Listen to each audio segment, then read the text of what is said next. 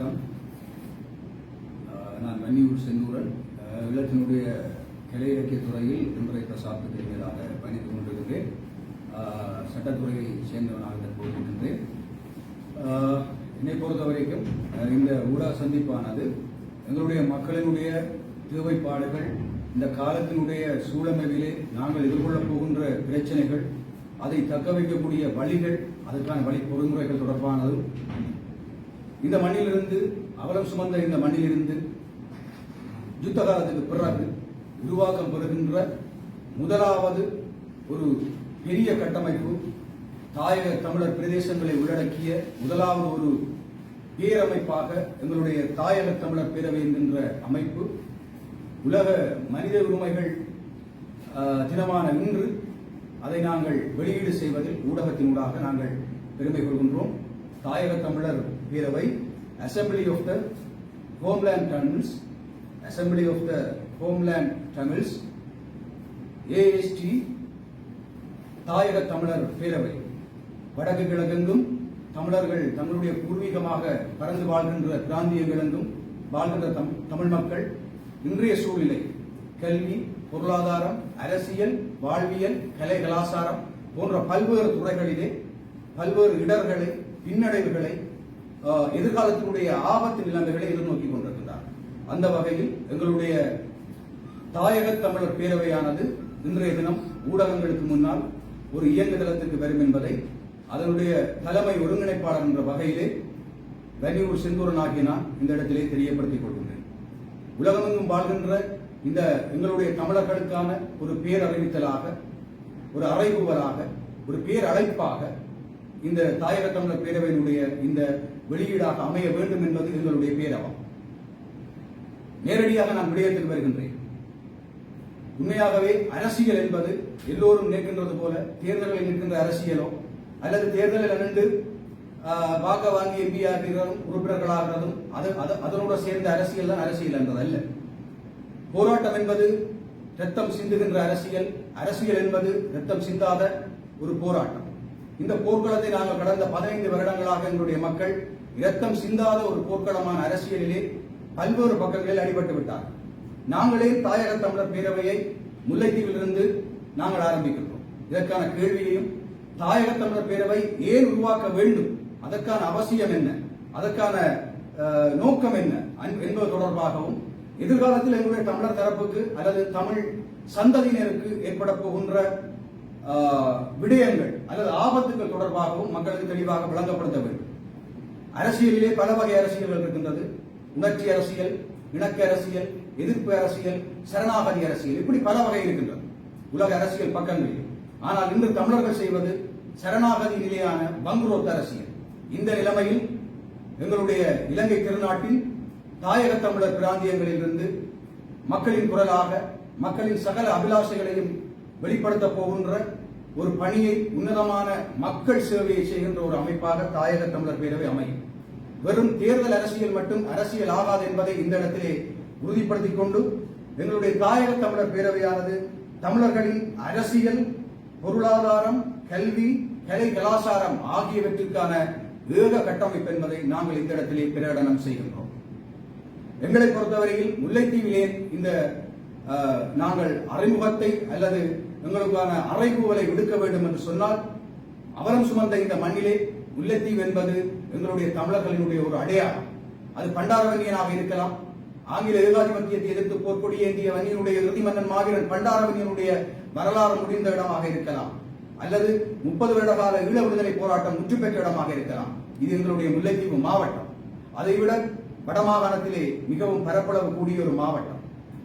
எல்லோருடைய பேசுபொருளாகவும் இருக்கின்ற இந்த மாவட்டம், முள்ளிவாய்க்கால் என்பது இன்று பலருடைய வாயில் அகப்பட்ட அவல்கடலை போல தங்களுடைய அரசியலுக்காக, சுயநலத்துக்காக பாவித்துக் கொண்டிருக்கின்றார்கள். இந்த மண்ணிலிருந்து 15 வருடங்களுக்கு பிறகு இந்த வன்னி மண்ணை தலைமையகமாக கொண்டு தாயக தமிழர் பிராந்தியங்களில் வாழ்கின்ற எல்லா தமிழ் மக்களுக்காகவும் தாயக தமிழர் பேரவை என்கின்ற தனித்துவமான யாருடைய பின்புலமும் இல்லாத இளைஞர்களுடைய கட்டமைப்பு தோற்றம் பெறுகின்றது. நாம் யாருடன் கூட்டு சேர்ந்தவர்களோ அல்லது இன்னொருவருடைய பின்புலத்தில் செயற்படுகின்ற அமைப்பினரோ அல்ல. இது வெறும் அரசியல் தேர்தலை நோக்கிய அரசியல் கட்டமைப்பும் கிடையாது. அந்த வகை எங்களுடைய கொள்கை பிரகடனத்தை தலைமை ஒருங்கிணைப்பாளர் என்ற வகையில் இந்த இடத்தில் சொல்ல வேண்டிய பொறுப்பு இருக்கின்றது. இலங்கையின் பூர்வீக குடிகளான தமிழினம் அரசியல் வங்குரோத்து நிலையை அடைந்திருக்கும் இவ்வேளையில் தமிழர் தாயகத்தின் இதய பூமியாம் வன்னியிலிருந்து எமது தாயக தமிழர் பேரவை என்னும் கட்டமைப்பு தோற்றம் பெறுகின்றது. தமிழர் பூர்வீகமாக பறந்து வாழும் பிராந்தியம் என்றும் தனது பணியை இனிவரும் காலத்தில் சிறப்பாக முன்னெடுக்கும் என்ற நம்பிக்கையை மக்களுக்கு நாங்கள் வழங்குகின்றோம். கொள்கை 1, அறிவார்த்தமான யதார்த்தமான மக்களின் தேவைகளை அவர்களின் உணர்வுகளை புரிந்த நேர்மையான நிகழ்கால மற்றும் எதிர்கால அரசியல் திட்டமிடல்களை இனத்தின் இருப்பை தக்க வைக்கக்கூடிய கல்வி, அரசியல், தன்னிறைவு பொருளாதார கோட்பாட்டியல் தொடர்பான பணிகளை மேற்கொள்ளுதல். கொள்கை 2, தமிழர் தாயக பிராந்தியமெங்கும் தமிழராகிய நாம் எமது இளமையோடும் இனத்தின் பெருமையோடும் எமது தேசியம் சார் உரிமைகளோடும் வரலாற்று புரிதல்களோடும் தனித்துவமான துணிகரமான சட்டத்தினூடாக இயங்கக்கூடிய வண்ணம் தமிழ் மக்கள் சார்ந்த காலத்தின் தேவையான மற்றும் சந்ததியின் எதிர்காலத்துக்கான அரசியல் பொறிமுறையை வலுப்படுத்துதல். நீண்டகால யுத்தத்தினால் மாறாத இரத்தக்கரை ஊறிப்போன எங்கள் தாயக மண்ணில் இனிவரும் காலத்தில் எமது அரசியல் பணியானது எமது தலைமுறையின் கல்வி, தன்னிறைவு பொருளாதாரம் ஆகியவற்றை மேம்படுத்துவதோடு ஒவ்வொரு குடும்பத்தினதும் வாழ்வாதாரம், பொருளாதாரம் போன்றன சீராக அமையப் பெறக்கூடியதான பொறிமுறைகளை திடமாக உருவாக்குவதுடன் திட்ட வரைவுகளை உருவாக்கி அவற்றுக்கு செயல் வடிவம் கொடுப்போம். கொள்கை 4, மாற்றுத்திறனாளிகள், பெண் தலைமைத்துவ குடும்பங்கள், காணாமல் ஆக்கப்பட்டோரின் குடும்பங்கள், மாவீரர் குடும்பங்கள், போரினால் பாதிக்கப்பட்டோர் குடும்பங்கள் போன்ற வலி சுமந்த மாந்தர்களுடைய அந்த வேதனைகளை, அந்த துயரங்களை நாங்கள் உணர்ந்து அவர்களுடைய வாழ்வியலுக்காக அர்ப்பணிப்பாக செயற்படுவதோடு அவர்களின் தலைமுறை சார்ந்த விடயங்களில் மிகுந்த கவனத்தை செலுத்தி அவர்களுடைய வாழ்வியல் மேம்பாட்டுக்காக நிரந்தரமான பொறிமுறை உருவாக்குவதற்குரிய உத்திகளை நாங்கள் ஆவணை செய்து அமல்படுத்துவோம். அந்த பொறுப்பு, அவர்களை காக்க வேண்டிய, போற்ற வேண்டிய பொறுப்பு உலகமெங்கும் பறந்து வாழ்கின்ற தமிழினத்தின் கடமைகளில் முக்கியமானது என்பதை நாங்கள் இந்த இடத்தில் திடமாக கூறிக்கொள்ள விரும்புகிறோம். கொள்கை 5, எம்மண்ணில் தொழிற்சார் புரட்சியை ஏற்படுத்துவதோடு நவீன தொழிற்சார் புரட்சியினுடைய வடிவங்களை, அதனுடைய வழிவகைகளை மக்களுக்கு தெளிவுபடுத்த யாரையும் தங்கியிராத ஒரு தமிழினம் இந்த மண்ணில் வாழ்ந்து காட்டியிருக்கிறது. தன்னிறைவு பொருளாதாரத்தில் ஒரு சிறப்பான நிலைமையை எய்தி காட்டியிருக்கிறது. அந்த வழியில் வந்தவர்கள் நாங்கள். யாரையும் தங்கியிராத ஒரு பொருளாதார கோட்பாட்டை எங்களுடைய தமிழர் தாயக பகுதிகளிலும் நாங்கள் ஸ்தாபிப்பதோடு பல்வேறு புலம்பெயர் முதலீடுகளை சரியாக சட்டத்தினூடாக இலங்கைக்கு கொண்டு வந்து உன்னதமான தூர நோக்கமான எமது வேலை திட்டங்களுக்கு உலக தமிழினம் அனைவரும் ஒத்துழைப்பும் தங்களுடைய ஆதரவினை வழங்க வேண்டும் என்று மிகவும் அன்புரிமையோடு கேட்டுக்கொள்கின்றோம். கொள்கை 6, புலம்பெயர் தேசத்து உறவுகளும் தாயக தமிழ் உறவுகளுக்குமான உறவு நிலவை மேம்படுத்தி ஒரு கட்டமைப்பாக ஒரு குடையின் கீழ் எங்களுடைய சமுதாயத்தை வலுப்பெறச் செய்தல் வேண்டும். அதனூடாக பொருளாதார வலுவாக்கம் மிக்க சமுதாயமாக முன்னேற்றத்தில், இலங்கையினுடைய பொருளாதார முன்னேற்றத்தில் எங்களுடைய தாயக தமிழர்களுடைய பங்களிப்பு அதிகபட்சமாக அமைதல் வேண்டும்.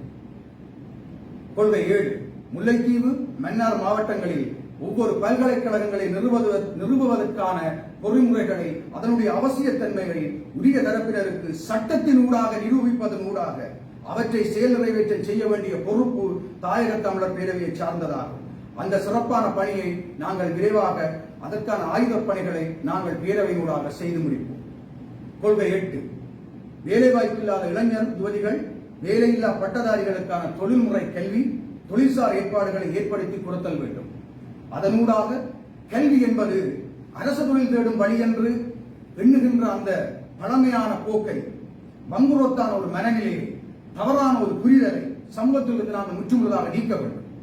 9, எமது தமிழர் தாயகத்தின் நீண்டகால உண்மை வரலாறுகள் பாதுகாக்கப்பட வேண்டும். அவை ஆவணப்படுத்தப்பட வேண்டும். அவை எங்களுடைய தலையாய கடமையாகிறது. அவை நிச்சயமாக பேணி பாதுகாக்கப்பட வேண்டும். எமக்கான தனித்துவமான நடுநிலையான எங்களுடைய இறமையை, எங்களுடைய இனத்தின் பெருமையை கட்டி காவிக்கொண்டு செல்லக்கூடிய, சரியான வகையிலே கொண்டு செல்லக்கூடிய நடுநிலையான ஊடகத்தளம் ஒன்று தமிழர் பேரவைக்கென்று உருவாக்கப்பட வேண்டும். சமூகத்தை வளப்படுத்தக்கூடிய நேரிய சிந்தனையாளர்களை நாங்கள் வளர்த்தெடுக்க வேண்டும். கொள்கை 10. இலங்கையில் வாழும் தமிழினம் எவ்வின மக்களுக்கும் எதிரானவர்கள் கிடையாது. ஒருபோதும் குறிப்பாக சிங்கள மக்களுக்கு தமிழர்கள் எதிரானவர்கள் கிடையாது.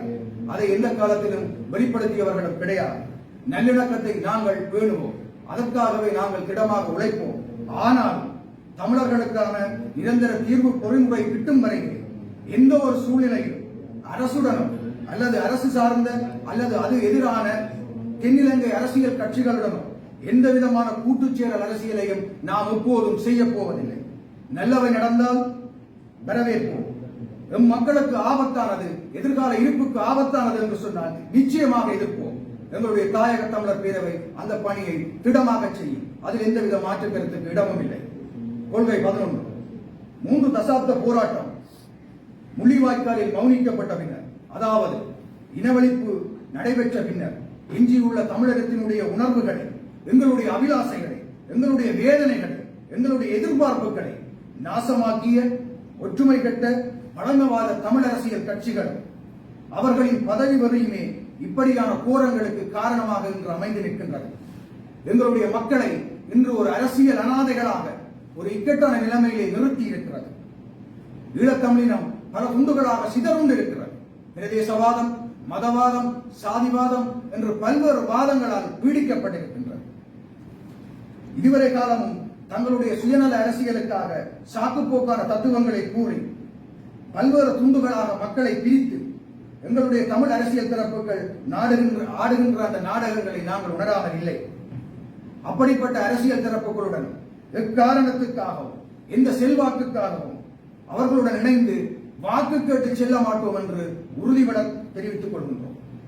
அரசியலில் கதிரை ஆசைக்காக சுயநலத்தில் பல வருடங்களை, கிட்டத்தட்ட 15 வருடங்களை வீணாக்கிய இந்த பதவி வரை பிடித்தவர்களிடம், தூரநோக்கு சிந்தனையற்றவர்களிடம், எங்களுடைய சமூகத்தை அளித்தவர்களிடம் நாங்கள் எப்போதும் சமரசம் செய்ய போவதில்லை. கொள்கை 12. இறுதி முயற்சியாக தமிழ் மக்களின் நன்மைகளில், இன ஒற்றுமைகளில் ஏராளமான கலைகளுக்குள் 4-5 நல்ல பயிர்களும் இருப்பதால், ஏராளமான அரசியல் கலைகளுக்குள் 4-5 நல்ல பயிர்களும் இருப்பதால் தமிழசார் கட்சிகள் அனைத்திடமும் நாம் பகிரங்கமாக ஒரு வேண்டுகோள் விடுக்கின்றோம். அது யாதெனில், யாவரும் தாயக தமிழ் மக்களின் இருப்பிற்காக ஒன்று சேரும்படியும், தாயக தமிழர் பேரவையினுடைய கோரிக்கையை ஏற்று உங்களுடைய பழமைவாத எண்ணங்களை தூக்கி எறிந்து, பதவி வரி என்கின்ற அந்த மனநிலையை தூக்கி எறிந்து, உங்களுடைய செல்லாத அந்த கொள்கை என்னும் செருப்புகளை கலற்றி எறிந்துவிட்டு தாயக தமிழர் பேரவையினுடைய அறிவார்த்தமான இளைஞர் அணியுடன் எம் இனத்தை நேசிப்பவர்களாக, எங்களுடைய இனத்திற்கு ஏதோ வகையில் எதிர்காலத்துக்கு நல்லது செய்ய முயற்சிப்பவர்களாக ஓர் அணியில் திரள முன்வாருங்கள். நீங்கள் எல்லோரும் ஒன்றாக வர வேண்டும் என்பது எங்களுடைய எதிர்பார்ப்பு. கொள்கை 13. இவ்வரைகூவல் நீங்கள் எந்த கட்சியில் இருந்தால் மாற்றமான அரசியலை, நேர்மையான அரசியலை, எமது தார்மீக இனத்தினுடைய இறமையை நிரூபிக்கக்கூடிய அரசியலை, அந்த அப்படியான முன்னெடுப்புகளை விரும்புகின்ற நபராகவோ அல்லது பிரமுகராகவோ நீங்கள் இருந்தால், உங்களுடைய பழைய கட்சியினுடைய உறுப்புரிமையில் இருந்து நீங்கி எம்முடன் இணைந்து எமது தத்துவங்களை ஏற்று பேரவையின் கோட்பாடுகளுக்கு அமைந்து பணியாற்ற உங்களை அன்புடன் அழைக்கின்றோம். எதிர்காலம் நோக்கிய சிந்தனையோடு எம் தத்துவங்களுக்கு செயல் வடிவம் கொடுக்க முன்வாருங்கள். அதை நாங்கள் வரவேற்கின்றோம். உங்களுடைய ஒத்துழைப்பை நீங்கள் தந்துதவுமாறு வடக்கு கிழக்கு எங்கும் வாழ்கின்ற எங்களுடைய மக்களை நோக்கி நாங்கள் பகிரங்கமான வேண்டுகோளை விடுக்கின்றோம். எமது தமிழர் தாயக பேரவையின் தத்துவங்களை ஏற்று எம்மோடு இணைகின்ற மக்களினரும் அல்லது மக்கள் பிரதிநிதிகளிடம் கடந்த காலத்தை பற்றி நாம் பேசப் போவதில்லை. அவர்களின் எதிர்கால செயற்பாடுகள் பற்றியது எங்களுடைய இலக்கு. உங்களுடைய கடந்த கால செயற்பாடுகள் பற்றி நாங்கள் எப்போதும் பேசப் போவதில்லை. நடந்தவையாக இருக்கட்டும், இனிமேலும் நடப்பவைகள் நல்லவைகளாக இருக்கட்டும். அவர்களின் எதிர்கால செயற்பாடுகள் பற்றியது எங்களுடைய இலக்கு. எனவே அவர்களின் திறமைகள் செம்மையாக்கப்பட்டு இன்னும் நீங்கள் வலுவாக்கப்படுவீர்கள் என்பதை நாம் உறுதிபட தெரிவித்துக் கொள்கின்றோம். கொள்கை 14. கல்வித்துறை, கலைத்துறை, விளையாட்டுத்துறை, ஆவணமாக்கல் துறை, ஊடகத்துறை, அரசியல் ஆய்வுத்துறை, மக்களின் மனநிலை கருத்தியல் ஆய்வுத்துறை போன்ற கட்டுமானங்களை பேரவையின் கீழ் துணை கட்டமைப்புகளாக செயற்படுத்தி இன்னும் அவற்றை வலுப்படுத்துதல். எங்களுடைய கொள்கை 15 சட்டத்தினூடாக நடத்தக்கூடிய உண்மையான விடயங்களை இலகுவாக மக்கள் விளங்கக்கூடிய வகை மக்களுக்காகவே மக்களின் ஆணை ஊடாகவே நாங்கள் செயல்படுத்துவோம். அந்த உறுதியும் அந்த திடமும் அந்த காத்திரமும் எங்களிடம் இருக்கிறது. அந்த மன வலிமை அந்த நம்பிக்கை எங்களிடம் இருக்கிறது. கொள்கை 16 புலம்பெயர் நாடுகளின் அமைப்புகள் சர்வதேச அமையங்கள் ஊடாக அறிவார்த்தமான எமது தாயகத்தின் விஸ்தீர்ணமான அரசியல் தளத்தை நிலைப்படுத்துவோம். எங்களுடைய தாயகத்தினுடைய உண்மையான எதிர்பார்ப்புகளை அபிலாசைகளை ராஜதந்திர ரீதியில் சட்டத்தின் ஊடாக மக்களை ஏமாற்றாது சரியான வகையில் சர்வதேச ஒழுங்குகளுடன் இணைந்து எங்களுடைய பிரச்சனைகளை சரியான வகையிலே கொண்டு சென்று நாங்கள் அதை செயல் வடிவம் கொடுக்க எங்களாலான முயற்சிகள் அனைத்தையும் செய்து அதில் வெற்றி காணுவோம் என்ற நம்பிக்கை எங்களுக்கு இருக்கிறது. கொள்கை 17 உளவியல் ரீதியில் பலமான நம்பிக்கை மிக்க ஆற்றல் மிக்க பண்டைய எங்களுடைய தமிழுடைய பெருமைகளை தொலைக்காத தமிழின் நாகரிகங்களை பாடையேற்றாத அறிவு மிக்க செல்வம் மிக்க செழிப்பான எங்களுடைய எதிர்கால தலைமுறையை வழிப்படுத்துவதோடு வளமான தேசத்தையும் எல்லா துறைகளூடாகவும் கட்டியெழுப்பி தாயக தமிழர்களின் இருப்பை எங்களுடைய சுயத்தை எங்களுடைய எதிர்காலத்தை எங்களுடைய வரலாற்றை பாதுகாப்போம். தலைவர் கொடுத்தேனும் தமிழை வாழவை. இவ்வளவும் எங்களுடைய கொள்கைகள். இறுதியாக எங்களுடைய மக்களோடு நாங்கள் ஓரிரு நிமிடங்கள் பேச வேண்டிய தேவை இருக்கிறது.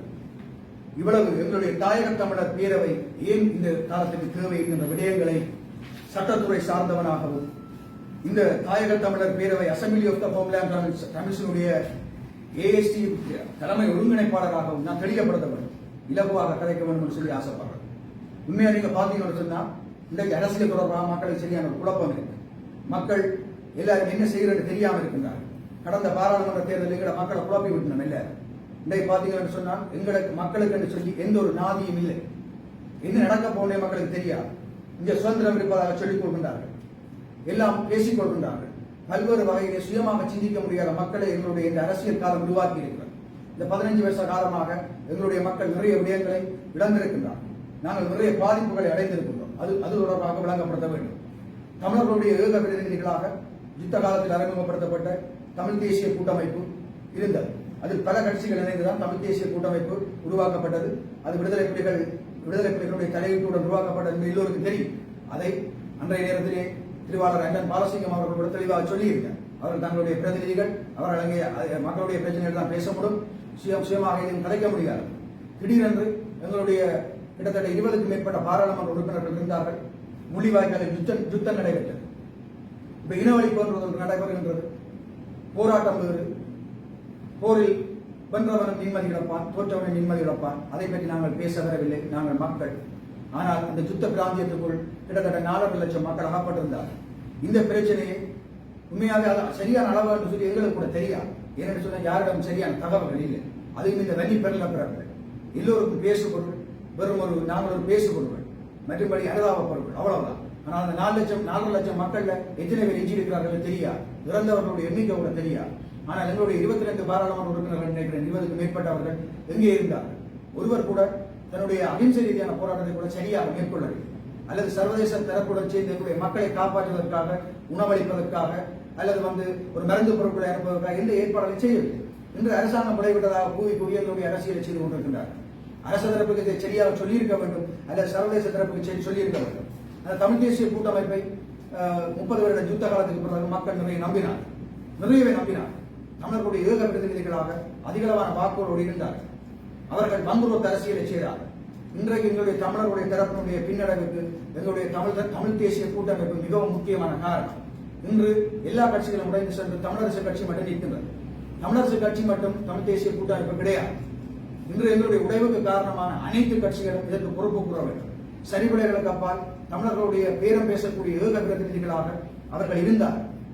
அவர்கள் எல்லோரும் ஒரு காலத்தில் யுத்தத்துக்கு எதிர்த்தவர்களாக இருந்தாலும் ஒரு சமரசத்தின் அடிப்படையிலே அவர்களை ஒரு கட்டமைப்புக்குள் கொண்டு வந்து எங்களுடைய மக்கள் அதை யுத்த காலத்தில் உருவாக்கிய கட்டமைப்பற்றவர்கள் எல்லோரும் நான் நம்பினோம். ஆனால் இன்றைக்கு என்ன நடந்த கடைசியில் முதலாவது சைக்கிள் தம்பிமார் உடைச்சு கொண்டு போனாங்க தமிழ் தேசிய மக்கள் முன்னணி. பிறகு பார்த்தா ஒவ்வொரு கட்சியும் பிளட்டோ எல்லாம் வெளியில போயிடுது. இன்றைக்கு பார்த்தா தமிழரசு கட்சி மட்டும் தனியே இருக்குது. தமிழரசு கட்சி நாங்கள் தான் தமிழ் தேசிய கூட்டமைப்பு சொல்லு. தமிழரசு கட்சி ஒரு நாள் தமிழ் தேசிய கூட்டமைப்பு இல்லை. அது தந்தை செல்வா அந்த கட்சி தந்தை என்று மக்களும் அவ்வளவு ஏற்றுக்கொள்ளவில்லை. தந்தை செல்வநாயகம் அவர்களுடைய கட்சி. அப்ப அவர்களுடைய கோட்பாடுகள் எல்லாம் எங்களுடைய இனத்தினுடைய இருப்பை காக்கக்கூடிய பழமைவாத கோட்பாடுகளை காக்கக்கூடியதான கேள்வி. இன்றைக்கு எல்லா பக்கம் சிதறந்து போயிட்டார்கள். கடந்த தேர்தலை பார்த்து அவங்களுக்கு தெரியும். வட மாநிலத்தில் பார்த்தீங்கன்னு சொன்னா தென்னிலங்கை அரசியல் கட்சி முதன்முறையாக வந்து யாழ்ப்பாணத்தில் 3 சீட்டை, வன்னியில 2 சீட்டை பிடிச்சிருக்குது. அதே மாதிரி எங்களுடைய ஆக்கள் மிகுந்த சிதைவுகள்ல வாக்கு சிதைவுகள் நடைபெற்று தேர்தல் நடக்கிறதுக்கு 5 நாளைக்கு முன்னமே நான் என்னுடைய அரசியல் அவதானத்தை சொல்லியிருந்தேன். தகுதியான ஆக்கள் எல்லாரும் வெளியில போறாங்க. தகுதி இல்லாத நாங்கள் பாராளுமன்றத்துக்குரிய தகுதி இல்லாத ஆக்கள் எல்லாம் பாராளுமன்றத்துக்கு அனுப்ப போறோம். எங்களோட மக்களுக்கு ஒரு விஷயத்தை நான் சொல்லணும். பாராளுமன்றம் என்ன சொல்லணும். எல்லாரும் நினைச்சு கொண்டிருக்கிறோம் பாராளுமன்றம் வந்து பிரதேச சபை போல ஒரு சாதாரண எங்களோட பிரச்சனைகளை கலைக்கிற இடம். ரோட்டு பிரச்சனை, பால பிரச்சனை, வீட்டு பிரச்சனை, அங்க பிரச்சனை, இங்க பிரச்சனை கலைக்கிற இடம். பாராளுமன்றம் என்றது இலங்கையினுடைய உயர்ந்த சபை. அது வந்து சட்டம் இயற்றுகின்ற சபை. இன்றைக்கு நீதிமன்றங்களுக்கு வர நான் சட்டத்துறையை சேர்ந்தவர்களுடைய சொல்றேன். நீதிமன்றங்களுக்கு வர ஒவ்வொரு சட்டமூலம் எங்களுடைய சட்டமூலங்களும் இயற்றப்படுகிற சபை தான் எங்களுடைய பாராளுமன்றம். அது மிகுந்த அறிவார்த்தமான சபை. ஒவ்வொரு பாராளுமன்ற உறுப்பினருக்கும் சட்ட மூலத்தை கொண்டு போகக்கூடிய திறமை இருக்கு. அங்க கொண்டு சிங்கள மக்களை ஏற்றுக்கொள்ள வைக்கணும். எங்களுடைய பிரச்சனைகளை நாங்கள் அந்நியப்பட்டிருந்து பேசிக் கொண்டிருப்பதால் வேலை. முதல்ல எங்களோட பிரச்சனையை சிங்கள அரசியல்வாதிகள் விளங்கணும் என்ற கப்பால சிங்கள மக்களுக்கு தெரிய வழங்கப்பட்டவர். நாங்கள் இந்த மண்ணை அதிகமாக நேசித்தவர். நான் ஒரு முறை தான் நிறைய காலமா சொல்லிக் கொண்டிருக்கோம். ஏன்னு சொன்னால் நாங்கள் இந்த மண்ணுக்கு நிறைய உயிர்விலை கொடுத்திருக்கு. அப்ப இந்த மண்ணை நாங்கள் நிறைய நேசிச்சிருக்கோம். சிங்கள மக்களை விட, முஸ்லீம் மக்களை விட தமிழ் மக்கள் இந்த மண்ணை நேசிக்கின்றார். இன்றைக்கு ஒரு பொருளாதார சூழ்நிலை ஒரு கீழான நிலைமையில் இருக்கிறோம். இந்த நிலைமையை மீட்கக்கூடிய நிலைமை தமிழர்களிடம் தான் இருக்கிறது. ஆனால் அந்த கட்டமைப்பு உருவாக்கக்கூடிய இடத்துல எங்களுடைய அரசியல் சார் நிலைமை இல்லை. தேர்தல் அரசியல் நோக்கி தனிப்பட்ட பதவி வரையிலே எல்லாரும் இருக்கணும். சட்டம் இயற்றக்கூடிய சபைக்கு என்னென்ன கலைக்க தெரியாதுன்றதெல்லாம் பாராளுமன்றத்துக்கு போகுது. இப்படியாக இந்த ஒரு கேவலமான அரசியல் நிலைமை இருக்குது. எங்களுக்காக எங்களோட மக்களுக்காக கலைக்கிற யாருமே இல்லை. ரோட்டு பிரச்சனையும், பால பிரச்சனையும், வீட்டு பிரச்சனையும், கருவாட்டு பிரச்சனையும், மீன் பிரச்சனையும், சொதி வச்ச கதை, முட்டு கதை வச்சு கொண்டு பாராளுமன்றம் ஒன்றும் இது சும்மா தெருவழி இருக்கிற இடம் இல்லை. உண்மையாக சிங்கள பாராளுமன்ற உறுப்பினர்களுக்கு எவ்வளவு தெரியுதுன்ற கப்பால தமிழின் அறிவாளிகள் இந்த பாராளுமன்ற சபையில் ஒரு சட்டமூலத்தை கொண்டு போக முடியும். இன்றைய பயங்கரவாத தடைச்சிட்டம் இருக்குது. அதை நீக்குவதற்கான இன்னும் உத்திகள் எடுத்திருக்கிறோம். நாங்கள் எதையும் எடுக்க 2009 சண்டை முடிஞ்சா பிறகு இந்த உண்மையாவே அப்படியெல்லாம் ஒன்றும் இல்லை. எல்லாம் முடிஞ்சிட்டு இனி ஒரு போராட்டம் வந்தால் மக்கள் ஏற்றுக்கொள்ள மாட்டாங்க. அதுவும் உண்மை. சும்மா அறைகளை வச்சுக்கொண்டு அரசியல் செய்து அதை த்ரெட் பண்ணி கொண்டு இருக்கக்கூடாது. அதுதான் இந்த நிறைய பேர் இப்போ காணாமலாக்கப்பட்ட ஆட்களை வச்சுக்கொண்டு அதை நாங்கள் செய்கிறது. அவர்களுக்கு ஒரு முடிவை கொடுக்குறீங்க. நானும் காணாமலாக்கப்படுற மகன் தான். நான் அதுக்கு அதில் தெரியும் இந்த நாட்டில் என்ன கிடைக்கும். அப்போ நாங்கள் அவர்களுக்கான நிரந்தர பொறுமுறைகளை செய்வோம். சும்மா நாங்கள் போராட்டத்துக்கு தீர்வு வரையில்லைண்டாக்கா அவன் கஞ்சி குடிச்சு கொண்டு போகிறான். எல்லா மக்களும் செத்தாப்புறம் இந்த நாட்டை ஆண்டு ஒரு பிரயோஜனம் இல்லை. இந்த அரசியல் முதலியல் மட்டும் கதிரையில் இருக்கு. மதவாதமும் சாதிவாதமும் பிரதேசவாதம் காய்ச்சிக்கணும். யாழ்ப்பாணத்தை தலைமையாக கொண்ட அரசியல் கட்சிகள் எல்லா தலைவர்களும் அங்கே வச்சிருப்பார்கள். தாங்கள் ஒவ்வொரு சீட்டு எடுத்துருவோம் நோக்கம். இன்றைக்கு எல்லாம் பறந்து போச்சு.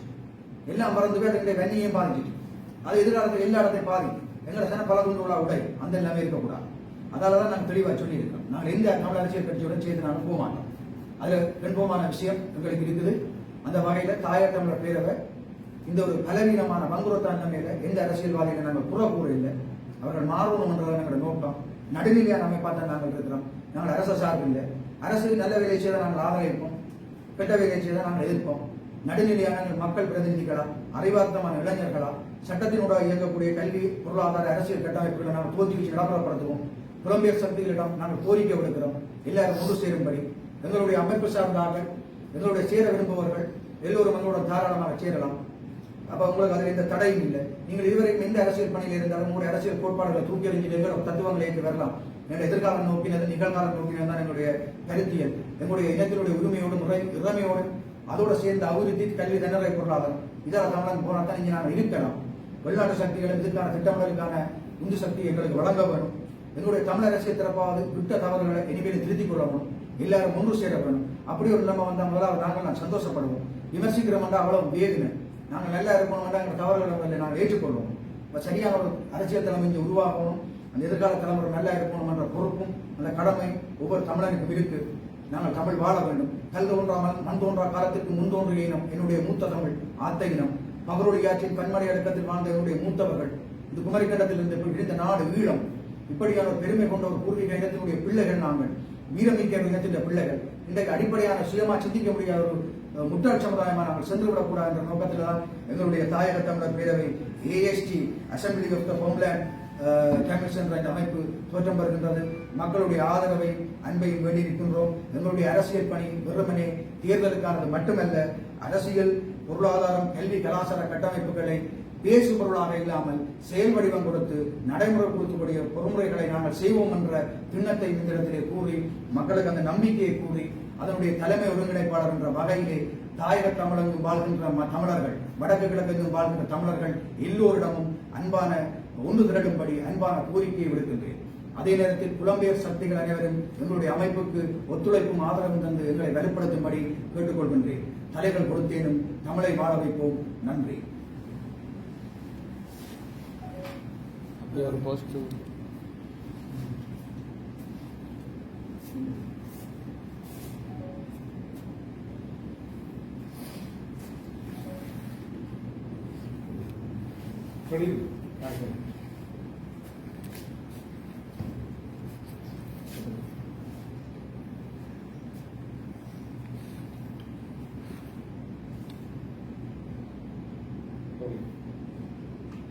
உங்களோட இந்த தலைமை உங்களோட அலுவலகம் அங்கே இருக்குது, இதோட உங்களை எந்த தொடர்பு கொள்ளலாம் அப்படியான இதுகள் இல்லை.